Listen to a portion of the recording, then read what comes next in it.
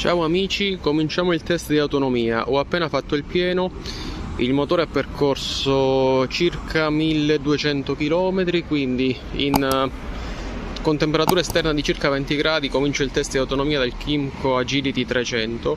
Considerate che farò per lo più percorso cittadino da solo e qualche volta anche in due, e conto di darvi aggiornamenti al consumo di ogni tacca, quindi integrerò questo video man mano.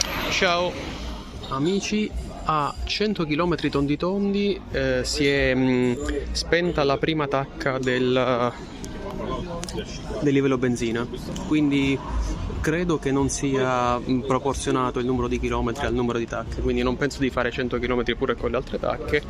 Comunque questi primi 100 km sono stati effettuati circa 30 in due, e sempre solo in città. Vi aggiorno man mano. Ciao. La seconda tacca è durata 38 km giusti, quindi diciamo molto meno rispetto alla prima, però francamente me lo aspettavo.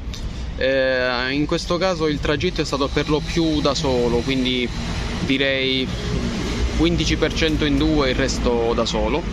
Vi aggiorno sull'andamento delle restanti tacche mostrate. Ciao amici, si è appena spenta la terza tacca e in questo caso lo stint è stato di 67 km e 7, vabbè, diciamo qualche centinaio di metri fa si è spenta.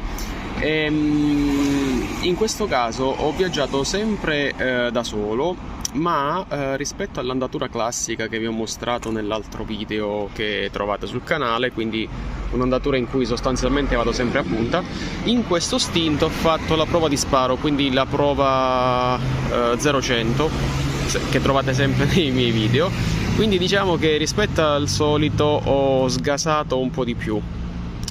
Niente, vediamo le ultime due tacche fino a dove mi portano. Ciao amici, a 34 km circa si era spenta anche la quarta tacca e l'ultima si era messa a lampeggiare, quindi vado a fare benzina, così vi dico un pochino quelli che sono stati i consumi in questi chilometri che ho effettuato. Amici, mi appresto a fare il pieno a 10.769.